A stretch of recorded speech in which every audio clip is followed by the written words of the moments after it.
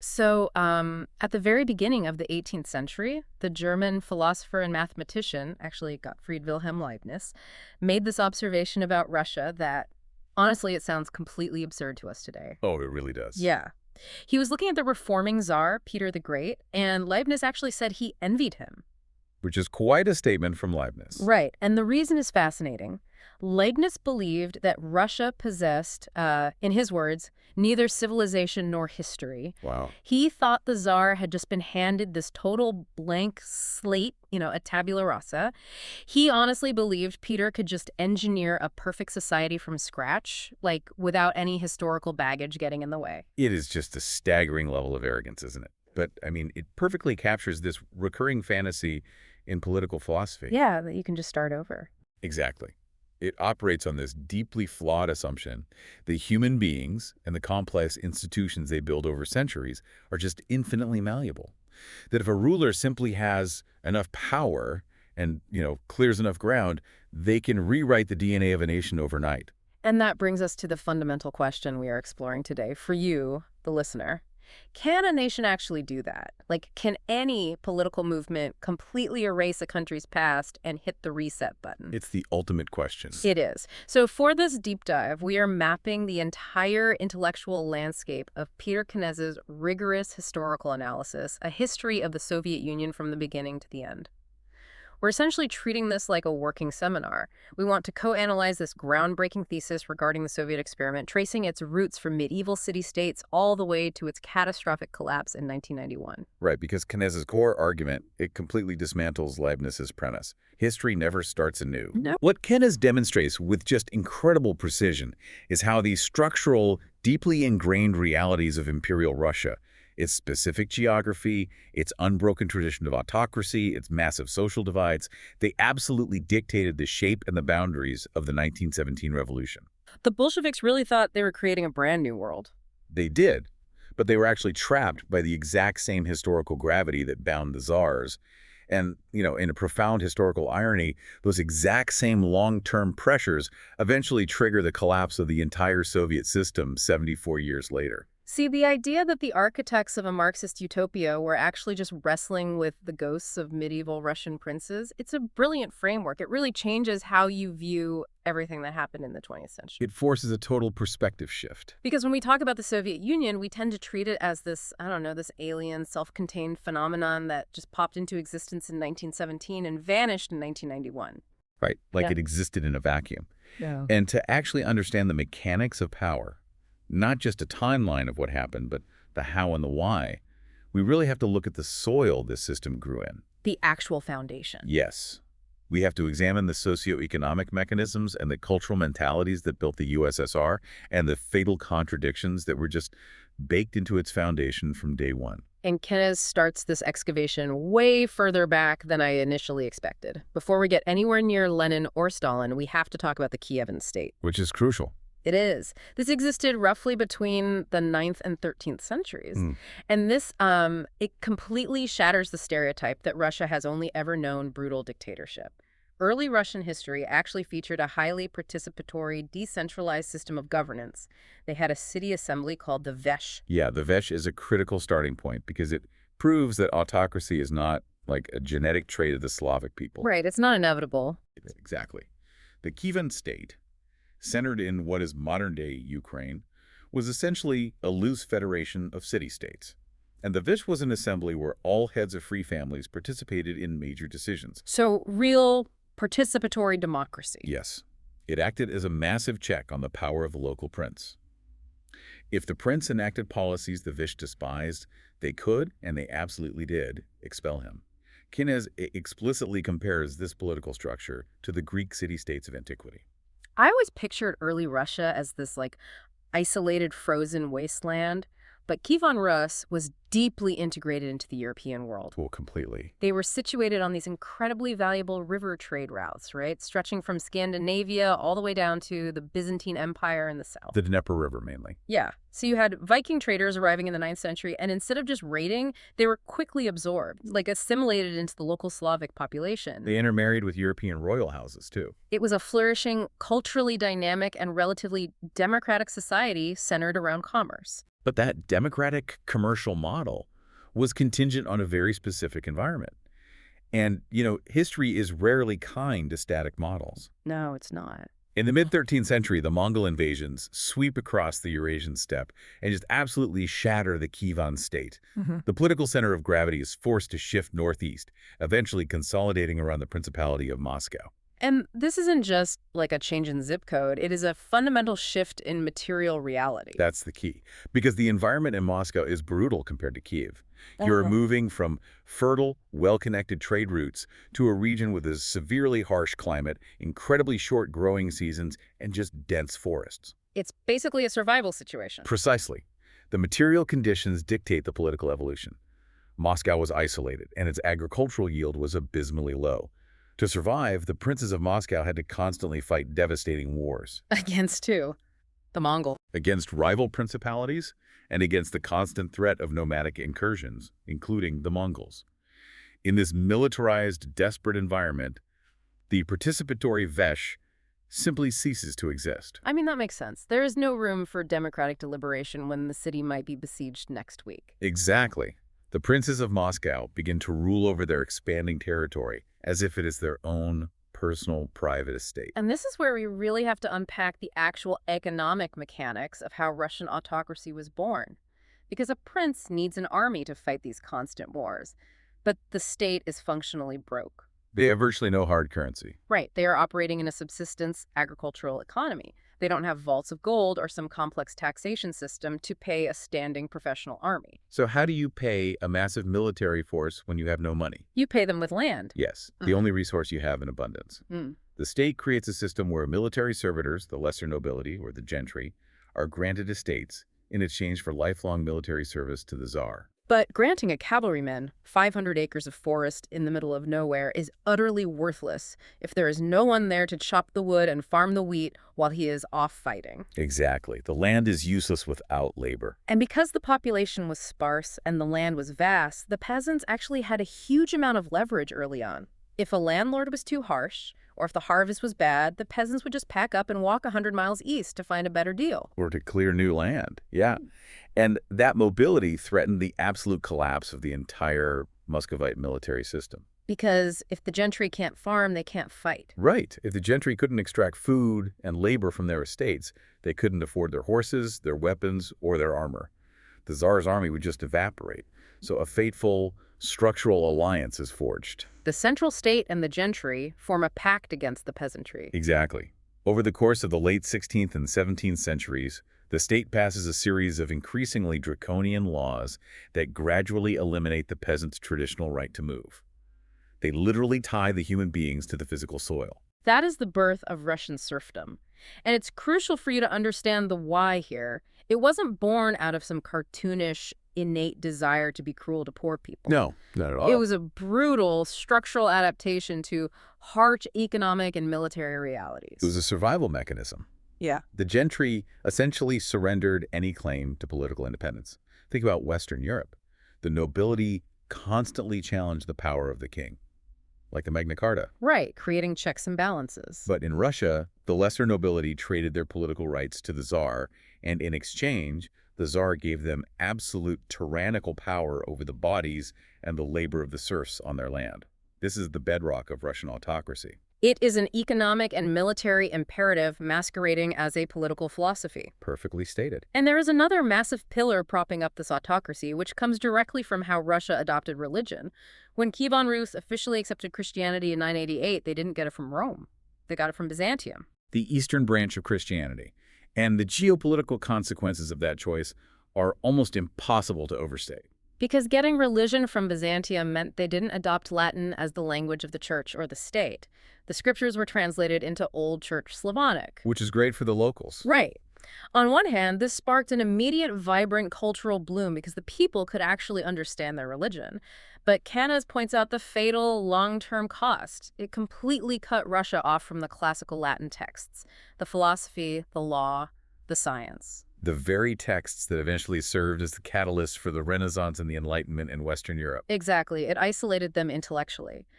But more importantly, for our discussion of power, they inherited the Byzantine model of church-state relations. Yes. In the Catholic West, you had centuries of fierce power struggles between the Pope in Rome and the various monarchs of Europe. The investiture controversy, the excommunications, there's a structural separation of powers. The church was an independent power base that could and did check the authority of the king. But the Byzantine tradition is fundamentally different. Kenez introduces this term, Caesaropapism. Caesar-Papism, meaning Caesar and Perp in one. Essentially, yes. The emperor is effectively the head of the church. There is no separation of powers. So the Russian Orthodox Church inherited this subservient ideology. Absolutely. They did not view themselves as an independent moral authority meant to challenge the Tsar. They viewed themselves as the spiritual department of the autocracy. Their role was to provide ideological justification for the Tsar's absolute power. And it goes even further, right? By the time we get to Peter the Great in the 18th century, he abolishes the independent patriarchate entirely. He replaces it with the Holy Synod, which is literally just a government bureaucracy run by a secular official. The church became a direct tool of state control. So we have an environment that dictates a military state, an economy built on enslaving the peasantry to fund that military, and a state religion that preaches absolute obedience to the Tsar. That is a formidable structure. It's a closed loop. But as we move into the 19th century, the cracks are becoming impossible to ignore. The state finally realizes that serfdom, this system they built to survive, is now the very thing preventing them from modernizing. Because they are falling behind the industrialized West. Drastically. So in 1861, Tsar Alexander II officially emancipates the serfs. But we really have to look closely at the mechanics of this emancipation because it reveals exactly how trapped the regime was by its own history. Right, it wasn't a clean break. Not at all. They didn't just abolish serfdom and give the peasants individual private farms like homesteaders in America. They were terrified of the social consequences of doing that. Why? Wouldn't private ownership incentivize better farming? Economically, yes, but politically. The Tsar's government looked at Western Europe, which was rapidly industrializing, and they saw massive, overcrowded cities filled with a landless, volatile, and often revolutionary working class, the proletariat. And they wanted to avoid that at all costs. The Russian state was terrified of creating millions of wandering, landless peasants who might flood into Moscow or St. Petersburg and start a revolution. They prized stability above all else. So to prevent a roaming proletariat, they preserved an ancient institution called the peasant commune, or the mir. Exactly. The government mandated that the land wasn't given to individual farmers. It was given collectively to the village commune. The commune would then periodically redistribute the strips of land among the families based on their size. Wait, so if I'm a particularly hardworking peasant, and I improve my soil and increase my crop yield, the commune might just take that land away from me in 5 years and give it to a larger family down the road. That is exactly how it functioned. It actively punished innovation and hard work. But it gets even worse. The government also made the commune collectively responsible for paying taxes. Oh, collective liability. Yes, and for paying off the massive redemption payments, the peasants legally owed the state in exchange for their freedom. Ah, so it's a trap. It's an absolute trap. It is a financial and physical trap. Because the taxes were levied on the commune as a whole, the village elders wouldn't let anyone leave. Because if a young, able-bodied man moved to the city to work in a factory, the rest of the village would have to shoulder his portion of the tax burden. Exactly. So they simply denied him permission to leave. The peasants were no longer legally tied to a nobleman, but they were now tied just as tightly to the commune. Which means the state essentially replaced one form of structural control with another. They tried to reform, but their deep-seated paranoia about instability meant they designed a system that completely stifled the agricultural modernization they so desperately needed. And this brings us right back to Kenez's central thesis. The institutions of Imperial Russia were not a blank slate. They were a complex web of adaptations to long-term pressures. The 1861 emancipation shows a state trapped by its own architecture. They needed economic growth to compete globally, but they refused to relinquish the mechanisms of control required to maintain an autocracy. Imagine you are trying to drive a car on the highway, but you are terrified of crashing, so you keep the emergency brake pulled up the entire time. You're going to burn out the engine. That is a perfect analogy. And that friction between a society desperately needing to modernize and a rigid autocratic state refusing to loosen its grip is what eventually sets the engine on fire at the turn of the 20th century. Russia is attempting rapid state-sponsored industrialization, which finally does create a massive, brutally exploited urban working class. But the Tsar still refuses to share an ounce of real political power. Right. The pressure is building in the boiler, and there is no release valve. Which leads us perfectly into the catastrophic events of 1917, the complete crisis of authority. Yes. How does a dynasty that has ruled for 300 years, the Romanovs, who survived invasions and plagues and palace coups, how do they just vanish into thin air in a matter of days? It's one of the most astonishing vanishing acts in political history. The catalyst is World War I, of course. But Kenez forces us to look past the conventional narrative here. Which is usually just, they lost too many battles. Right. The common understanding is that the Russian army just suffered too many casualties on the front lines, and the people got tired of the bloodshed. But Kenez argues the collapse was much deeper than battlefield losses. The Tsarist state was fundamentally exposed by the logistical nightmare of a modern, industrialized, total war. Because we tend to confuse authoritarian with organized. Exactly. The Tsarist regime was highly authoritarian. I mean, they could arrest you, exile you, execute you. But administratively, they're stunningly incompetent. They just didn't have the machinery. They lacked the deep bureaucratic infrastructure required to mobilize an entire society. When the war demanded millions of artillery shells, uniforms, and constant troop movements, the system just broke under the math. The railroads are the perfect example of this. The text highlights that the transportation system completely imploded. It wasn't just that they couldn't get weapons to the soldiers in the trenches because the trains were hopelessly gridlocked or broken down. They couldn't get the grain from the countryside into the major cities. The cities were literally starving, while food rotted at railway sidings hundreds of miles away. And at the very top of this rotting structure, you have Tsar Nicholas II. He is arguably the worst possible leader for a crisis of this magnitude. He was a fatalist. Yeah. He fundamentally believes that his absolute authority is mandated by God. He doesn't view governance as a practical exercise in management. He views it as a sacred trust that he simply cannot dilute. Kenez includes this anecdote that just blew my mind when I read it. It's January 1917, literally weeks before the entire empire collapses. The British ambassador, who can clearly see the writing on the wall, requests an audience with the Tsar. He practically begs Nicholas to make some concessions. He does. He tells him to break down the barrier between the throne and the people to regain their confidence. And Nicholas just looks at him in genuine bewilderment and asks, "Do you mean that I am to regain the confidence of my people, or that they are to regain my confidence?" It is breathtaking in its delusion. It really is. But it reveals the functional mechanism of the regime's failure. They were completely anachronistic. They didn't even possess the conceptual framework to understand that public opinion mattered. Right. They didn't think they needed to persuade the public or manage the public or compromise. They believed the public existed solely to obey. When obedience stopped, the Tsar had absolutely no other tools in his toolkit. None. So we arrive at February 1917. And the way the revolution actually unfolds completely contradicts the idea of a highly organized, masterminded plot. It starts on International Women's Day. Yes. Women textile workers in Petrograd go on strike.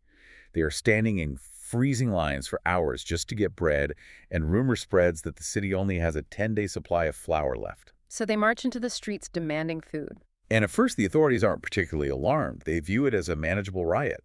But the women march to the massive Putilov metalworking plants and convince the heavily radicalized male workers to join them.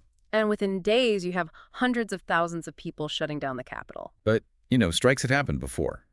The regime survived the massive 1905 revolution by simply using the military to crush the workers.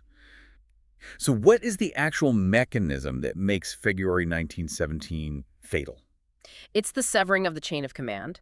The Tsar, who is away at military headquarters, sends a telegram ordering the commander of the Petrograd garrison to suppress the disorders by the following day. The commander orders the troops to fire into the unarmed crowds. And these soldiers aren't elite guardsmen. They are essentially raw peasant conscripts in uniform. They are demoralized, they despise their aristocratic officers, and they know that shooting these women and workers means defending a government that is sending them to die in a pointless war.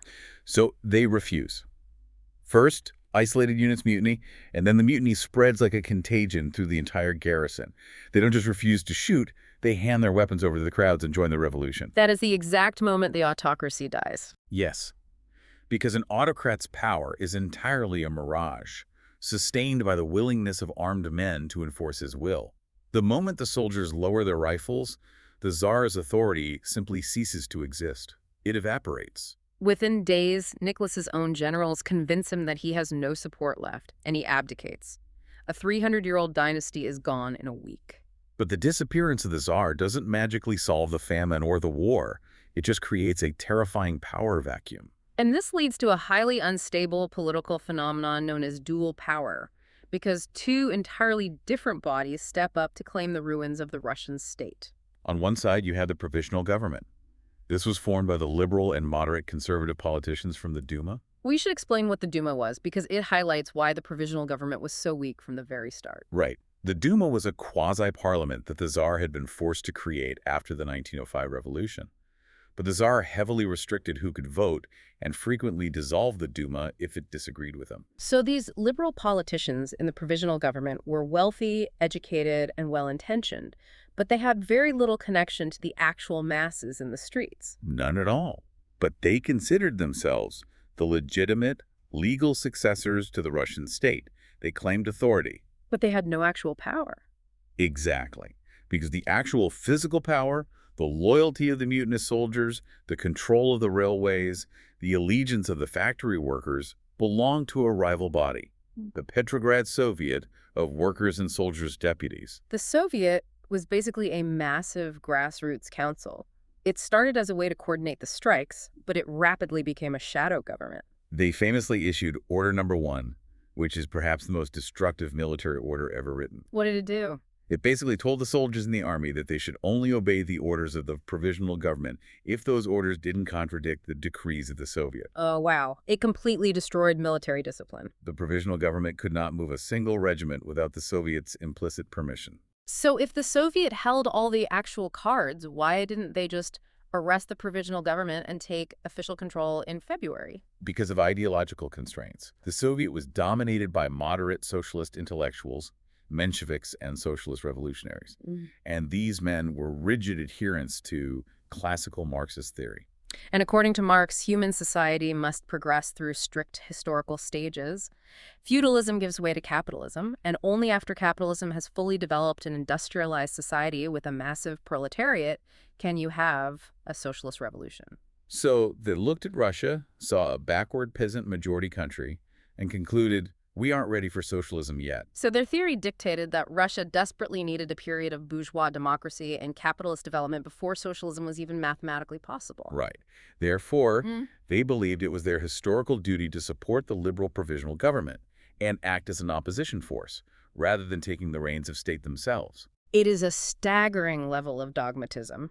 They are holding a live grenade, and they refuse to throw it because the instruction manual says they have to wait 10 years. And this ideological paralysis leads to a catastrophic failure of governance. The provisional government is totally incapable of solving the three existential crises burning the country to the ground: the war, the land, and the national minorities. Let's look at the mechanics of their failure. Take the war. The Russian army is disintegrating, the economy is ruined, but the liberals in the provisional government refuse to sign a separate peace treaty with Germany.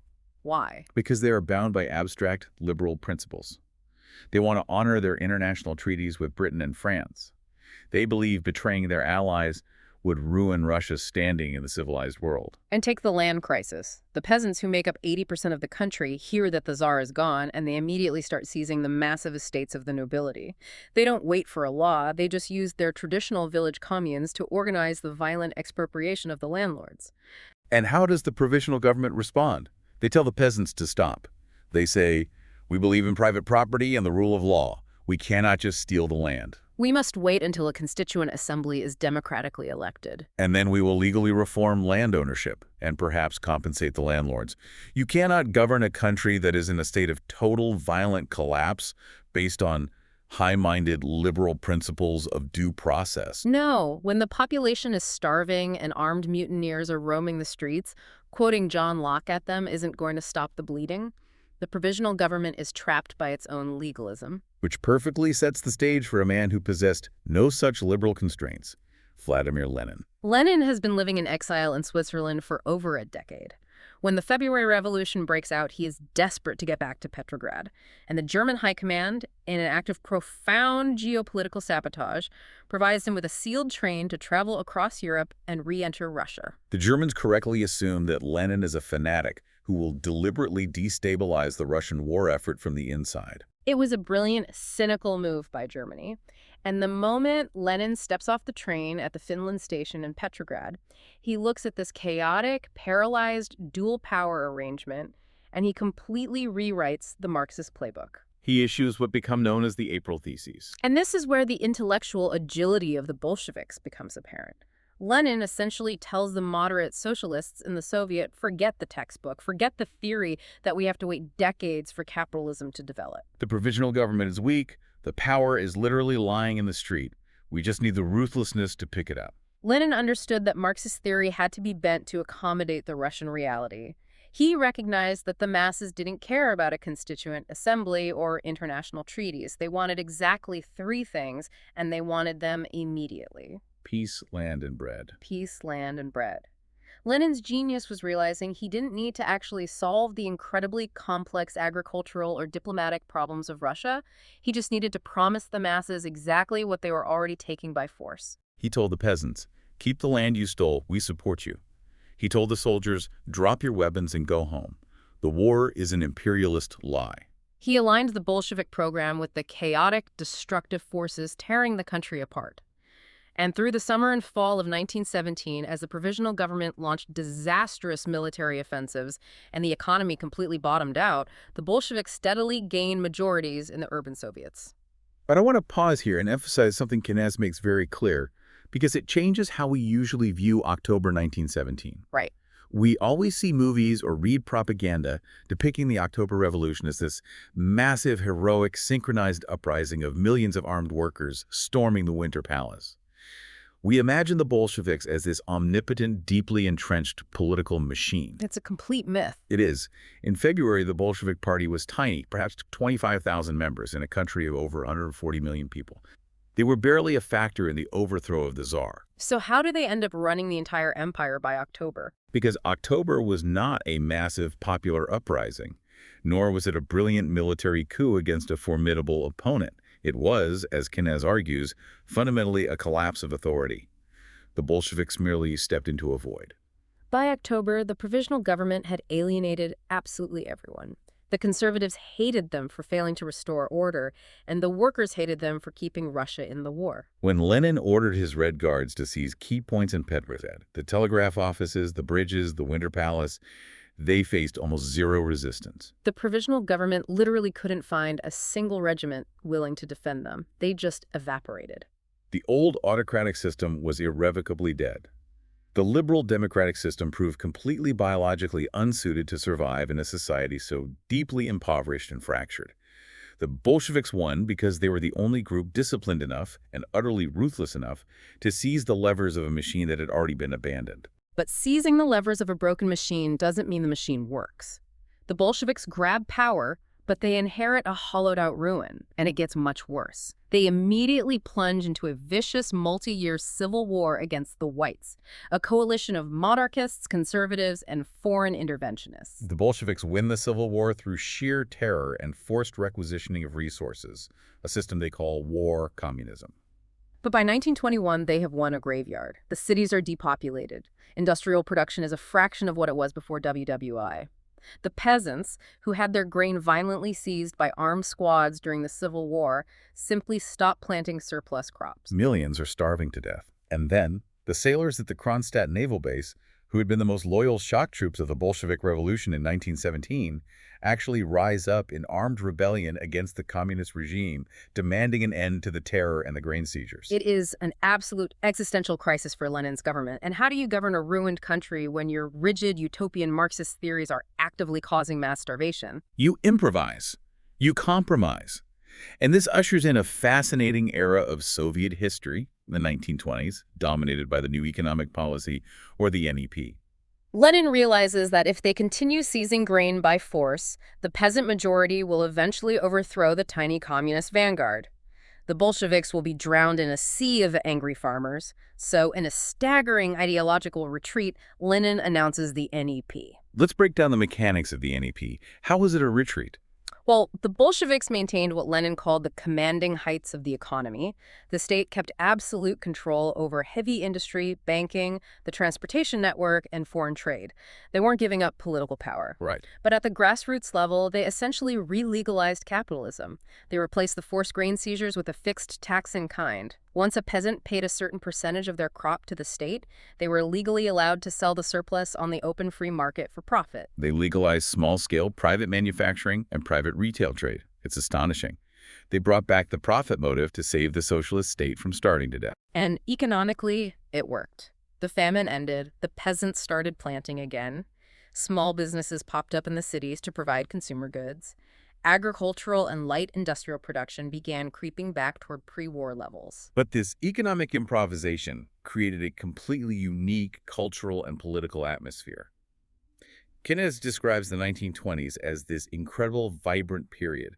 It wasn't the monolithic gray totalitarianism we associate with the later Soviet Union. It was a golden age of experimentation. Because the state had deliberately stepped back from attempting to control every single economic transaction, they also, temporarily, stepped back from controlling every single thought.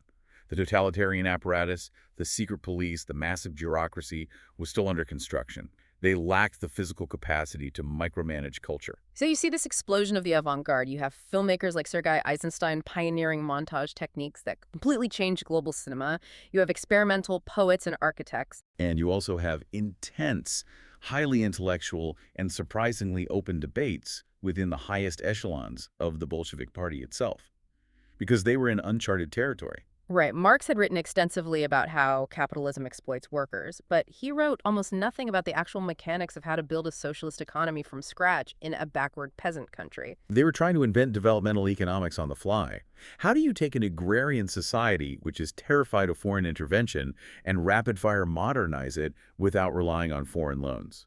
Do you slowly accumulate capital by taxing the peasants gently over decades?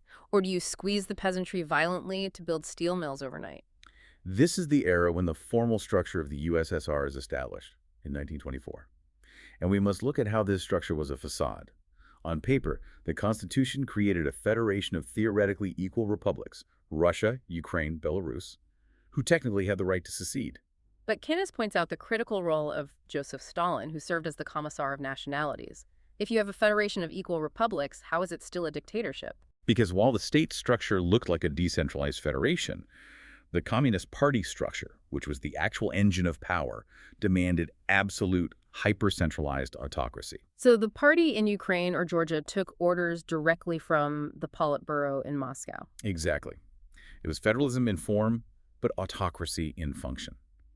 The Bolsheviks, despite their anti-imperialist rhetoric, had essentially reassembled the old Russian Empire under a red flag. But let's get back to the NEP, because while it saved the country, Kenez argues it was inherently unstable. It was a system built on a massive ideological contradiction. Think about the psychology of a dedicated, veteran Bolshevik. You have spent your entire adult life in underground exile, suffering in czarist prisons, fighting a brutal civil war.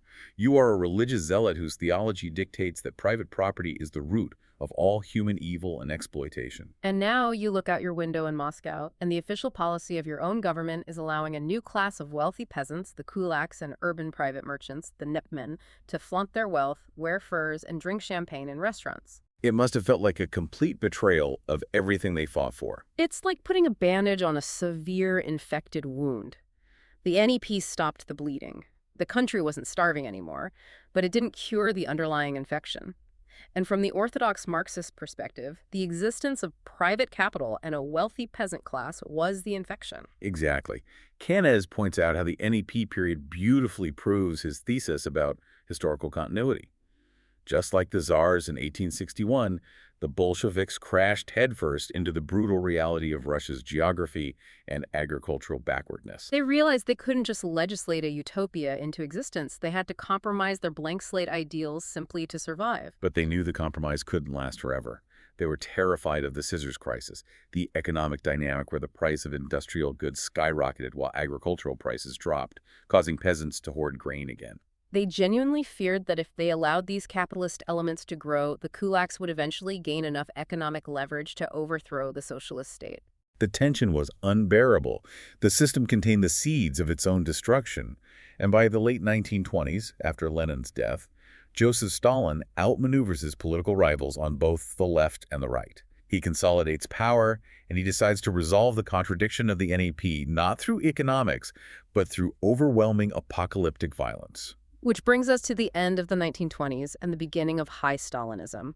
The Band-Aid is ripped off, Stalin launches the first five-year plan, and the scale of the societal transformation that follows is almost incomprehensible. It is one of the most violent peacetime events in human history. The regime concludes that the Soviet Union must industrialize at a breakneck speed to survive an inevitable future war with the capitalist powers. But to build massive steel plants, tractor factories, and hydroelectric dams, you need capital. You need to buy foreign machinery and pay millions of new urban workers.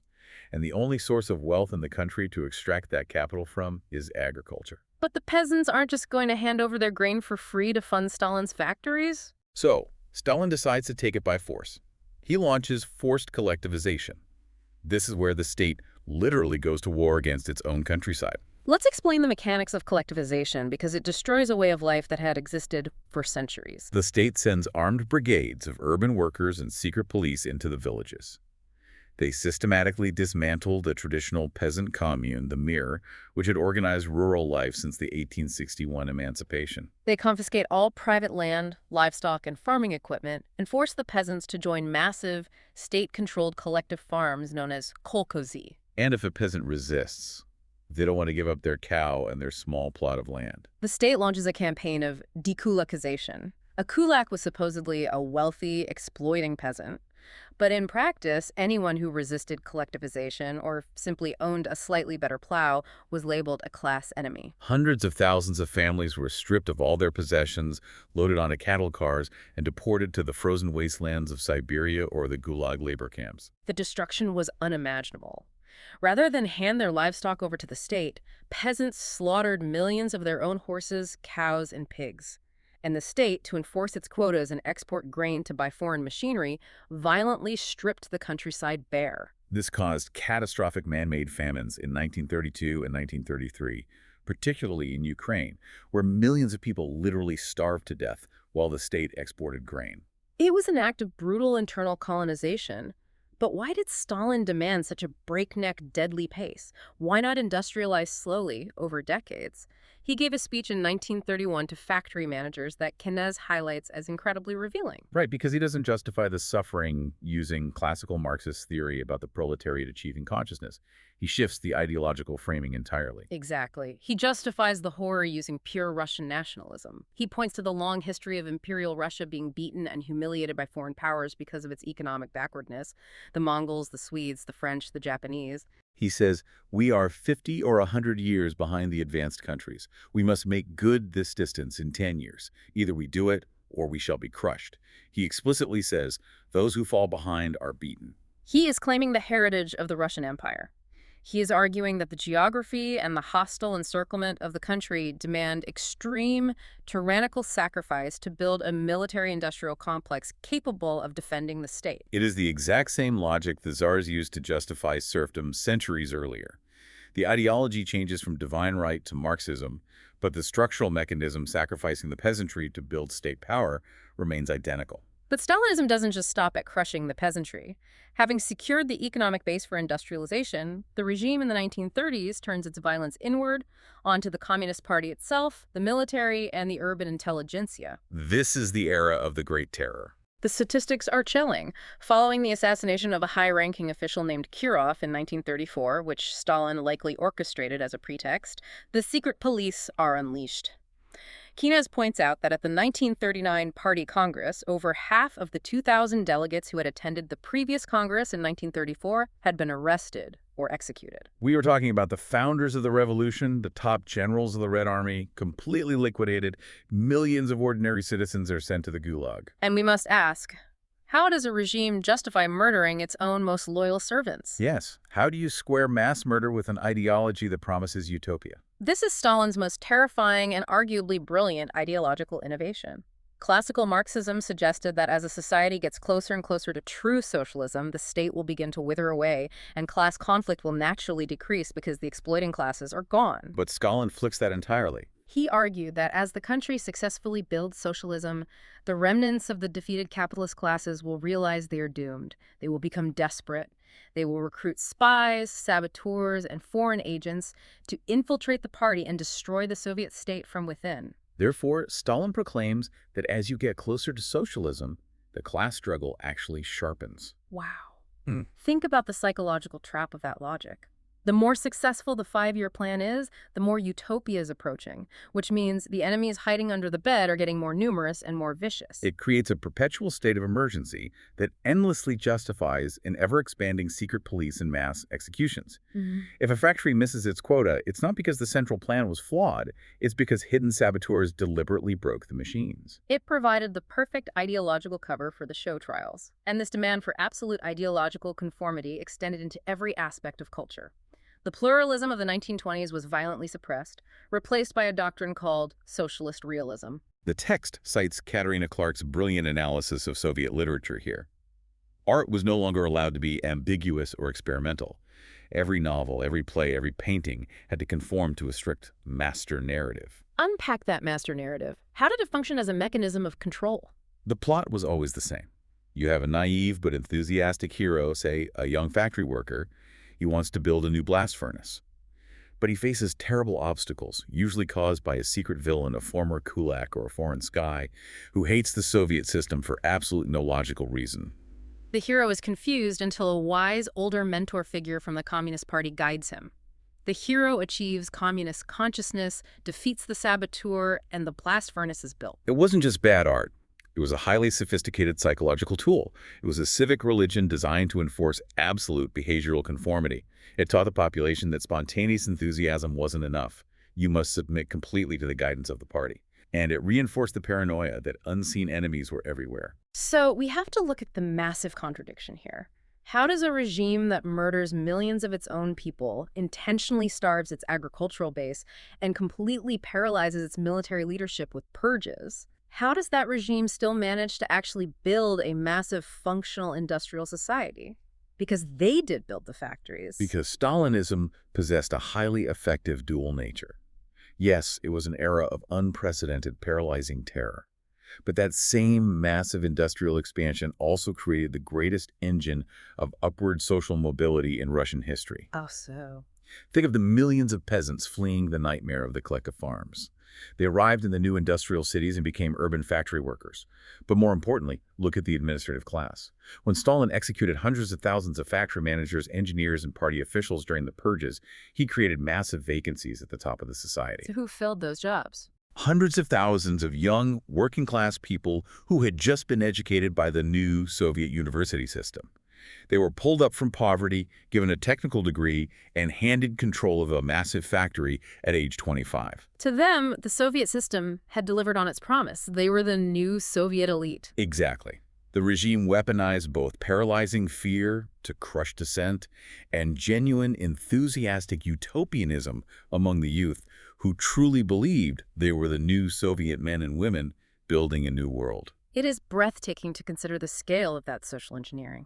Imagine an authority that within a single decade completely destroys the agricultural foundation of a massive empire, builds entirely new industrial cities in the wilderness from scratch, completely rewrites the rules of art and literature, and violently replaces the entire ruling class. But this newly forged, brutalized society doesn't get a chance to catch its breath.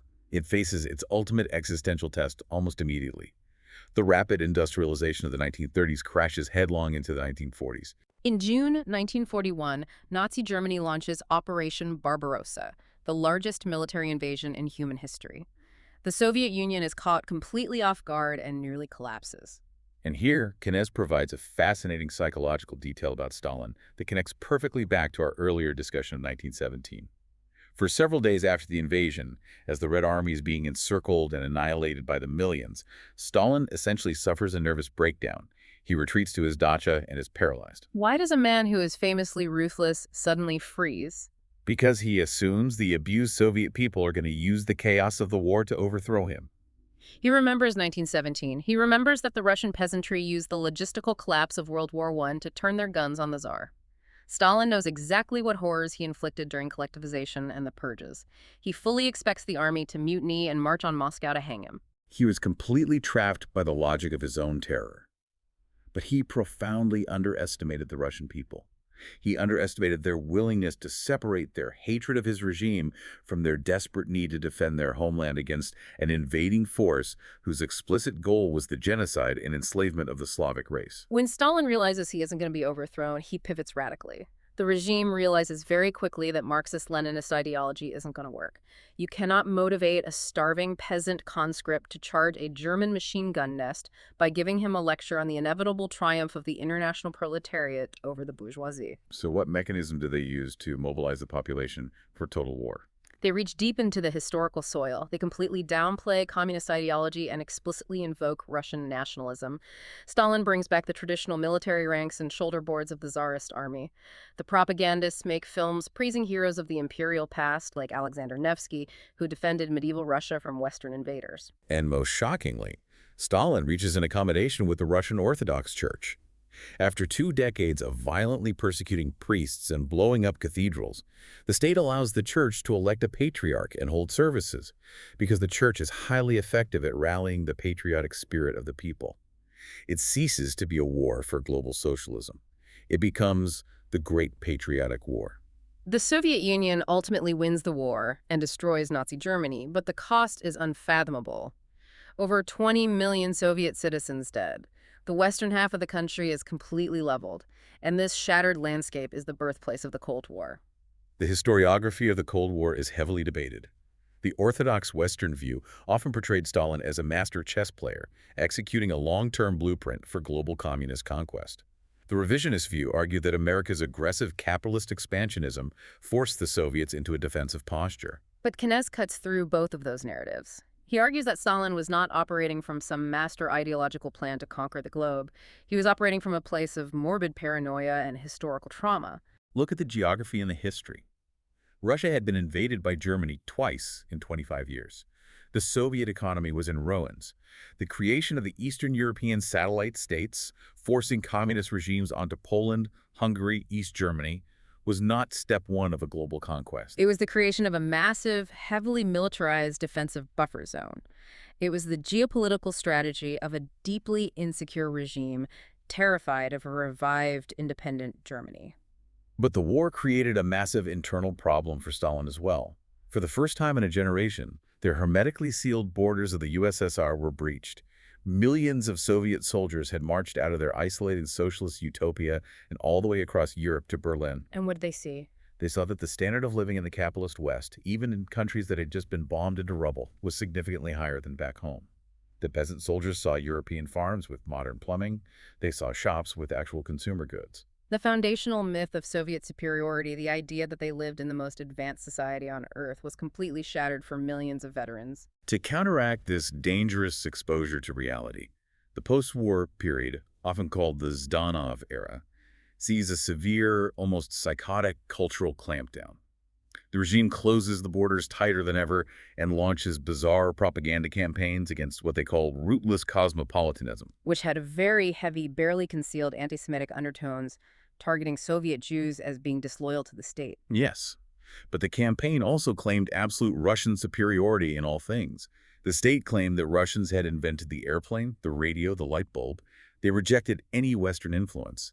And this ideological paranoia even infected hard science. This is one of the most mind-bending details in the entire text. Lysenkoism. We have to dive into the mechanics of how ideology destroys objective reality. Trofim Lysenko was an agricultural charlatan.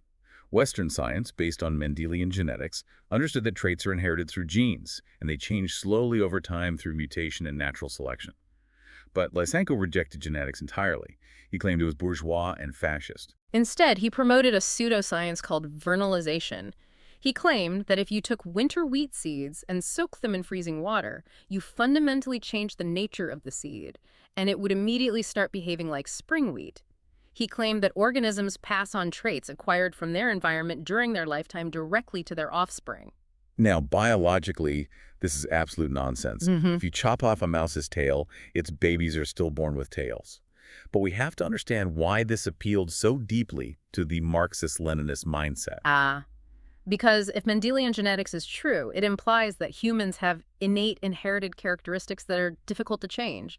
But the entire Soviet project is based on the idea of creating the new Soviet man. Exactly. Lysenkoism perfectly mirrored Soviet political philosophy.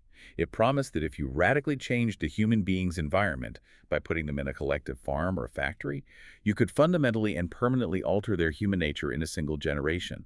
Because Lysenko clothed his fake agricultural science in proper Marxist jargon, Stalin threw the full weight of the state behind him. Real geneticists were fired, arrested, or executed. Soviet biology was completely destroyed, which further crippled their already disastrous agricultural sector for decades. It perfectly encapsulates late Stalinism, the absolute rejection of objective reality if it conflicts with ideological doctrine. But Stalin eventually dies in 1953, and this triggers a wild transition of power, eventually leading to the era of Nikita Khrushchev and then his successor, Leonid Brezhnev. The contrast between Khrushchev and Brezhnev is fascinating because it shows the regime trying and failing to figure out what it actually is without mass terror holding it together. Khrushchev takes power, and in 1956, he takes an unimaginable gamble. At the 20th Party Congress, he delivers the secret speech. He stands before the party elite and for the first time officially denounces Stalin.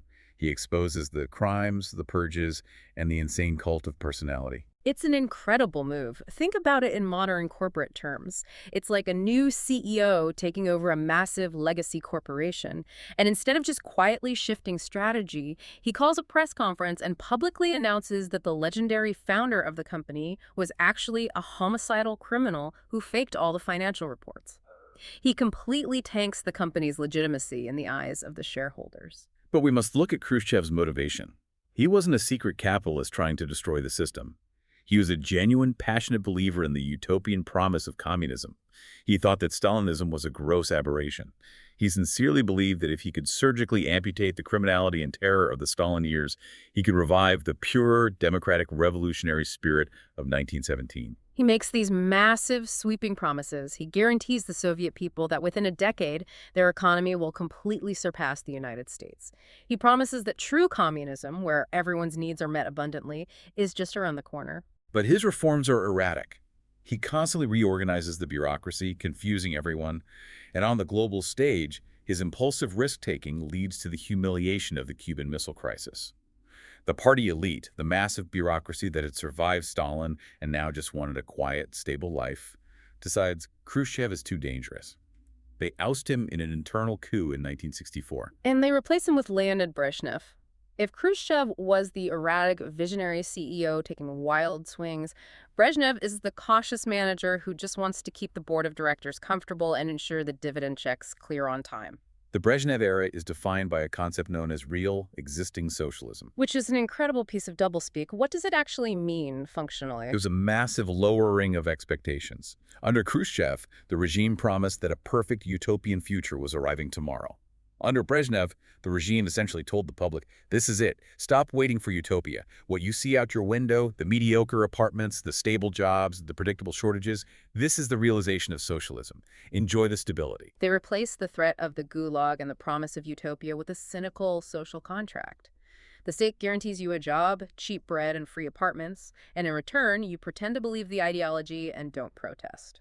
But the expert insight Kenez offers here points to the fatal Soviet paradox of the Brezhnev years. On the surface, particularly on the global stage, the USSR looks like an invincible titan. They finally achieved nuclear parity with the United States. They are funding revolutionary movements in Africa, Asia, and Latin America. They project the image of a massive superpower. But the internal mechanics tell a completely different story.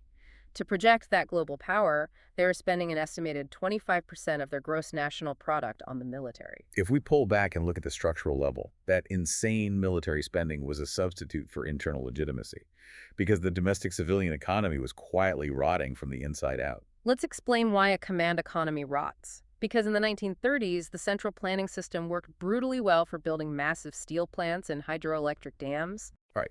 That is called extensive growth. It relies on pouring massive amounts of raw labor and raw materials into basic, heavy industries. But by the 1970s, the global economy was shifting. Modern economies require intensive growth. They require innovation, efficiency, computerization, and the ability to respond instantly to consumer demands. And a central planning committee in Moscow cannot predict how many pairs of shoes, in what sizes, and what styles the citizens of Vladivostok will want 3 years from now. Exactly. Yeah. The system was fundamentally incapable of handling late 20th century complexity. Factory managers had no incentive to innovate or introduce new technologies, because if a new machine broke down, they would miss their quota and be punished. So they just kept producing obsolete, poor quality goods. Labor productivity plunged. And most humiliatingly, the agricultural sector was so broken that the Soviet Union, with some of the most fertile land on Earth, had to spend its precious gold reserves importing millions of tons of grain from the United States just to feed its cattle and its people. The facade is crumbling. And this brings us to the final act of this epic history. How does a superpower rotting from the inside finally collapse? We arrive at 1985 and Mikhail Gorbachev. Gorbachev represents a fascinating historical loop. Like Khrushchev, Gorbachev takes power as a true believer. He looks at the stagnant, rotting economy, and he realizes that if the system doesn't change, the Soviet Union will cease to be a great power. So he attempts to save the system through 2 massive reform programs: Perestroika, which means economic restructuring, and glasnost, which means political openness or transparency. But Kenez argues that Gorbachev's fundamental strategy rested on a fatal miscalculation. Gorbachev believed in a middle way. He tried to square the circle. He wanted to maintain a socialist, state-owned economy, but somehow inject the efficiency and innovation of a free market. And politically, he wanted to maintain the absolute guiding monopoly of the single Communist Party, but he wanted to introduce democratic openness and allow citizens to criticize the government. Let's unpack the mechanics of why that is an impossible contradiction. Yeah. You cannot have a Leninist party that is also democratic. The entire architecture of the Soviet state was built on the premise of the vanguard party. The party dictates the truth, and the state enforces it. The moment Gorbachev introduces glasnost, the mechanism of control breaks. He thought people would use this new freedom of speech to constructively criticize lazy factory managers or corrupt local officials, thereby helping the party run more efficiently. But instead, once people realize they aren't going to be sent to the gulag for speaking out, they don't just criticize the factory manager. They immediately begin questioning the legitimacy of the entire system. They unearth the buried history of the famines, the purges, the secret protocols of WWII. Glasnost becomes a weapon that completely delegitimizes the regime. And this internal political weakness rapidly accelerates the collapse of the outer empire. Gorbachev realizes that the Soviet economy is exhausted. They can no longer afford to subsidize the satellite regimes in Eastern Europe, nor can they afford the massive military deployment required to occupy them. So in 1989, Gorbachev makes a monumental decision. He signals to the communist leaders of Poland, East Germany, Czechoslovakia, and Hungary that the Brezhnev doctrine is dead. The Red Army will no longer roll out the tanks to save them from their own people. And the moment the threat of Soviet military coercion vanishes, the entire bloc collapses almost overnight. The communist regimes evaporate, the Berlin Wall falls. Kenez notes that Gorbachev let them go partly because of economic necessity, but also because Gorbachev possessed a genuine, somewhat naive desire to demilitarize the Cold War and rejoin what he called our common European home. But losing the empire doesn't save the economy at home, it just makes the regime look weak. And this is where we have to address a major debate. Because in the West, there's a very popular narrative that Ronald Reagan's aggressive foreign policy and massive military buildup initiatives like Star Wars bankrupted the Soviets. Did America force the collapse? We have to look at the structural mechanisms Kenez outlines. Did American technological superiority and military pressure unnerve the Soviet leadership? Yes, absolutely. It made them realize how far behind they were falling. But the Soviet Union collapsed fundamentally because of its own internal economic and political contradictions. As Kenez explicitly concludes, Reagan did not defeat the communists defeated themselves. It's a critical distinction. Even if the United States had pursued a totally passive, isolationist foreign policy in the 1980s, a command economy designed in the 1930s to smelt iron was fundamentally incapable of adapting to the information age. It was a dinosaur dying of its own evolutionary dead end, not a gunshot. And the final blow comes from within. In August 1991, conservative hardliners in the Communist Party, the military, the KGB attempt a coup d'etat. They put Gorbachev under house arrest to stop his reforms and save the old centralized union. But the coup is a pathetic failure. The soldiers sent into Moscow refused to shoot the protesters defending the parliament building, an incredible echo of the soldiers refusing to shoot the crowds in February 1917. The chain of command breaks again. The failure of the coup proves the old system is completely bankrupt of authority. Gorbachev is sidelined, the Communist Party is banned, and by December 1991, the Soviet Union ceases to exist. It dissolves into 15 independent republics. And in the newly independent Russian Federation, Boris Yeltsin takes power. Yeltsin faces the monumental task of transitioning a ruined, state-owned command economy into a free market. And his strategy is a sudden, radical leap known as shock therapy. Let's explain the mechanics of shock therapy, because the human cost was catastrophic. The idea was to rip the Band-Aid off instantly. Right. The government abruptly lifted price controls that had kept food and goods artificially cheap for decades, and they rapidly privatized massive state-owned industries. The theory, pushed by Western advisors and radical Russian economists, was that if you destroyed the command structure quickly enough, the natural forces of the free market would organically arise to replace it. But that completely ignores the structural reality of the society. Yeah. You can't just decree a free market into existence in a country that hasn't had a legal contract, a commercial bank, or a culture of private entrepreneurship in over 70 years. Exactly. And the results were devastating. When price controls were lifted, hyperinflation exploded, wiping out the life savings of the entire population overnight. The rapid privatization process was hijacked by former communist bureaucrats and black market bosses who snapped up the nation's massive oil, gas, and mineral wealth for pennies on the dollar. This created the infamous class of Russian oligarchs. The economic contraction in the 1990s was actually worse than what America experienced during the Great Depression. The social safety net completely collapsed. Life expectancy for Russian men plunged by several years. It was a demographic disaster unseen in a modern, industrialized nation during peacetime. And notice how the historical themes constantly loop back on themselves. When Gorbachev tried to reform the system, he looked back to Lenin's 1920s NEP as his intellectual model, trying to blend socialism with a little bit of the market. And when Yeltsin's radical economists applied capitalist shock therapy, they did it with the exact same ruthless ideological fervor that Stalin's Bolsheviks used to apply forced collectivization in the 1930s. The echoes are deafening. The reformers of the 1990s believed that destroying the old system overnight was the only way to build a new one, regardless of the immediate horrific human suffering. They acted as if they could just wipe the slate clean. Which brings us to the final, fatal contradiction that tore the Union apart: nationalism. It's easy to assume that when the USSR collapsed, it was just ancient ethnic hatreds bubbling back to the surface. But Kenez points out a brilliant paradox. It was the Soviet modernization process itself that created the tools for its own destruction. How does modernization cause the collapse? Because to build a modern industrial state, the Soviets had to implement universal education, mass literacy, and urbanization. They took illiterate peasants and turned them into educated doctors, engineers, and local bureaucrats in places like Ukraine, Georgia, and the Baltics. But by creating a highly educated, modernized local elite, they inadvertently forged distinct, powerful national identities. Once the central coercive power of Moscow vanished in 1991, those highly capable national elites no longer needed the center. The modernization project created the very nations that tore the empire apart. This has been an absolutely incredible, massive intellectual journey. We started with the river trade and the democratic vesh of medieval Kiev. We traced the environmental shift that forged the autocratic alliance between the Muscovite Tsars and the gentry. We watched the logistical nightmare of World War I completely shatter that autocracy in 1917, allowing the ruthlessly disciplined Bolsheviks to step into the void. We analyzed the brilliant improvisations of the NEP and how the inherent contradictions of a mixed economy drove Stalin's apocalyptic, violently utopian drive for industrialization. We saw how that traumatized society barely survived World War II by pivoting to nationalism, only to rot from the inside out during the stagnant Brezhnev years, because a command economy cannot handle complex innovation. And finally, we watched the system collapse under Gorbachev, leading to the devastating capitalist shock therapy of the 1990s. And it all returns to our very first premise. It completely destroys Leibniz's myth of the tabula rasa.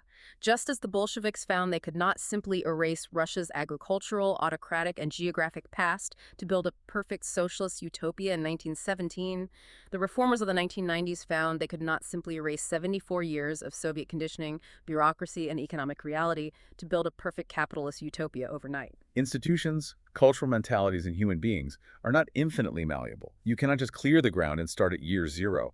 The heavy, complicated echoes of the past weigh completely on the architecture of the present. It is a profound, incredibly costly historical lesson in the limits of social engineering. Joining me in this analysis has been a masterclass in seeing how deep historical roots determine political outcomes. And as we wrap up this deep dive, I want to leave you with a final thought to mull over.